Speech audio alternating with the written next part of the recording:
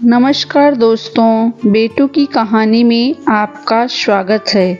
विभा अपने घर से भागकर ट्रेन से जा रही थी, गुस्से में, क्योंकि उसके दादाजी ने से उसकी लड़ाई हो गई थी। उसके दादाजी उसको बाहर आने जाने से टोकते रहते थे। बाहर जाने से, घूमने फिरने में रोक टोक करते थे। उसको घुटन लगने लगी थी। अपने ही घर में इसी से ऊब कर वो घर छोड़कर भाग रही थी। विभा ट्रेन के रिजर्वेशन के डिब्बे में बाथरूम के तरफ वाली सीट पर बैठी थी। उसके चेहरे से पता चल रहा था कि थोड़ी सी घबराहट है उसके दिल में, कि कहीं टीटी ने आकर पकड़ लिया तो। कुछ देर तक तो पीछे पलट कर टीटी के आने का इंतजार करती रही। शायद सोच रही थी कि थोड़े बहुत पैसे देकर कुछ निपटारा कर लेगी। देखकर यही लग रहा था कि जनरल डिब्बे में चढ़ नहीं पाई, इसलिए इसमें आकर बैठ गई। डर कर एक कोने में छिपी बैठी थी। शायद ज़्यादा लंबा सफ़र भी नहीं करना चाहती थी वो। सामान के नाम पर उसकी गोद में रखा एक छोटा सा बक्सा ही तो था।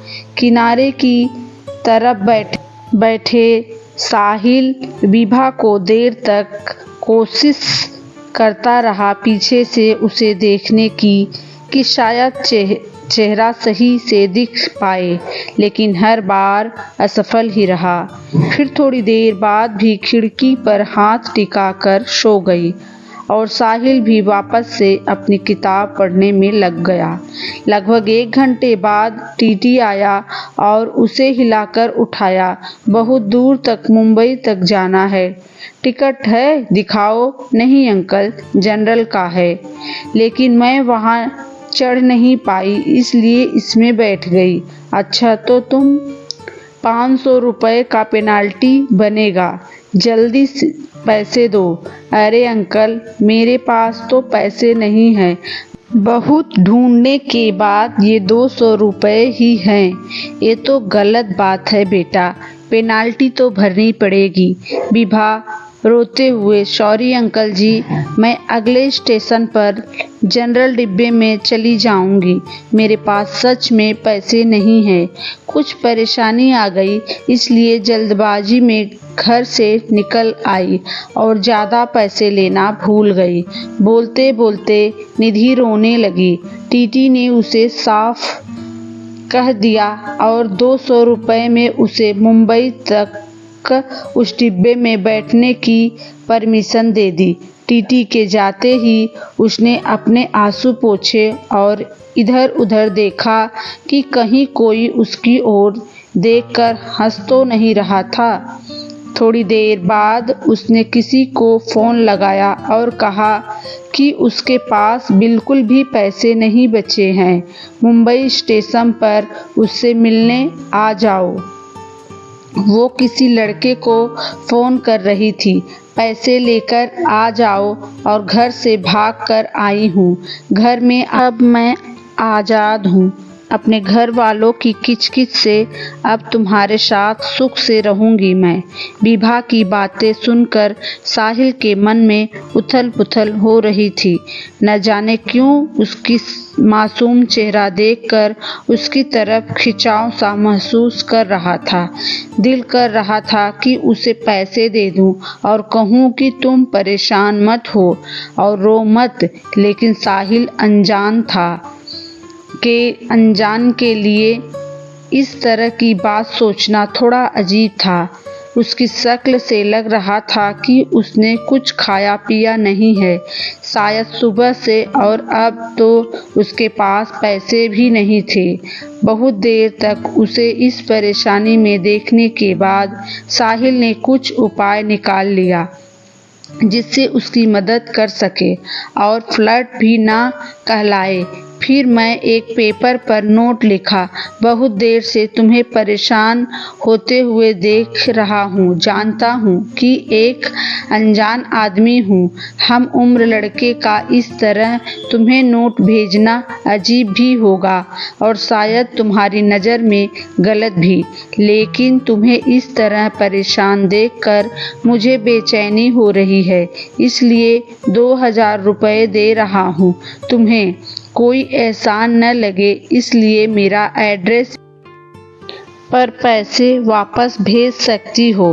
वैसे मैं नहीं चाहूँगा कि तुम वापस करो।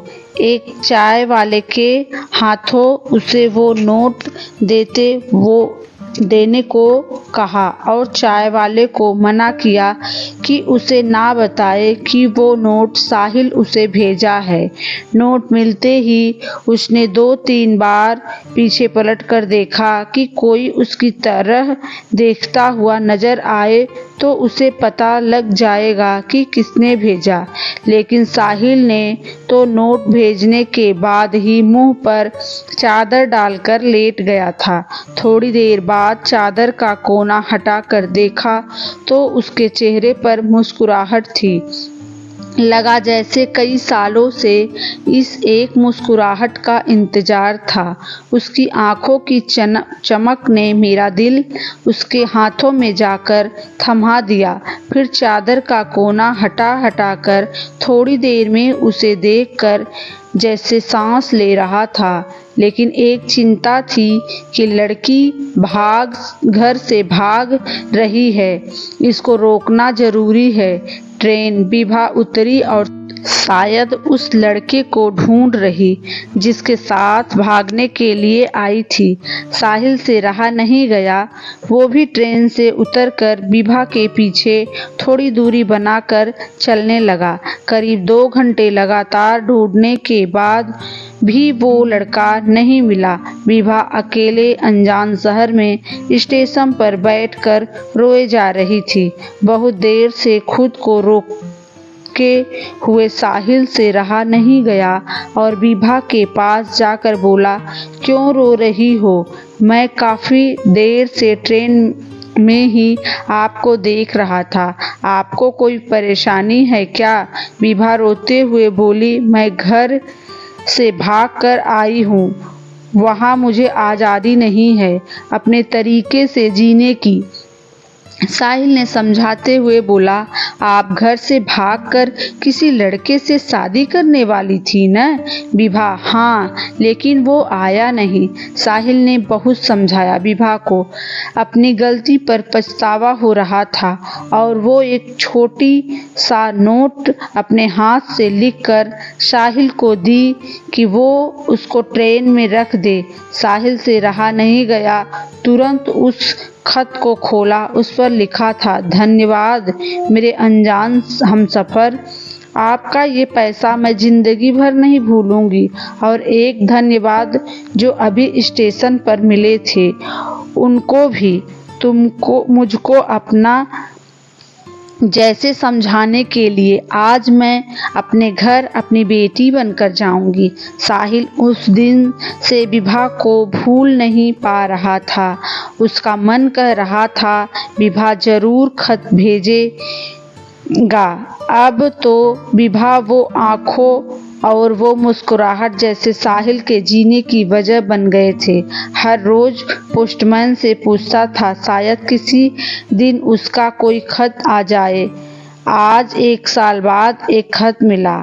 आपका कर्ज अदा करना चाहती हूँ, लेकिन खत के जरिए नहीं, आपसे मिलकर।